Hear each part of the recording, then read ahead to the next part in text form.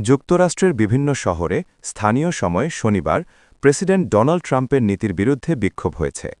কর্তৃত্ববাদী শাসন, কঠোর অভিবাসন নীতি ও ইরান যুদ্ধের প্রতিবাদ জানাতে ওই কর্মসূচিতে কয়েক লাখ মানুষ অংশ নিয়েছিলেন।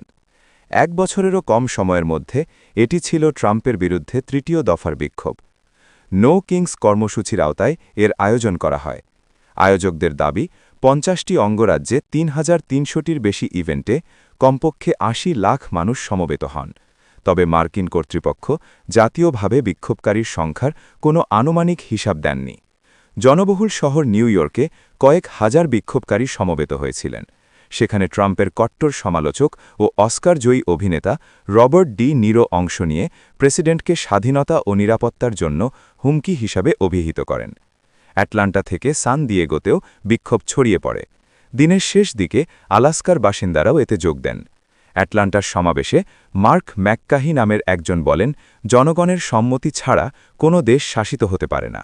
বিক্ষোভকারীরা এখানে জড়ো হয়েছে কারণ তারা মনে করছে যুক্তরাষ্ট্রের সংবিধান নানাভাবে হুমকির মুখে।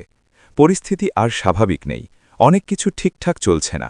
রাজধানী ওয়াশিংটন ডিসিতে কয়েক হাজার বিক্ষোভকারী জড়ো হয়েছিলেন। তাদের অনেকের হাতে থাকা ব্যানারে ট্রাম্পের ক্ষমতা ছাড়ার দাবি ও ফ্যাসিবাদ রুখে দেওয়ার আহ্বান লেখা ছিল। ৬৭ বছর বয়সী রবার্ট পাভোসেভিচ বলেন, ট্রাম্প একের পর এক মিথ্যা বলেই যাচ্ছেন, অথচ কেউ কিছু বলছে না। মার্কিনীরা বর্তমানে এক ভয়াবহ পরিস্থিতির মধ্যে আছে।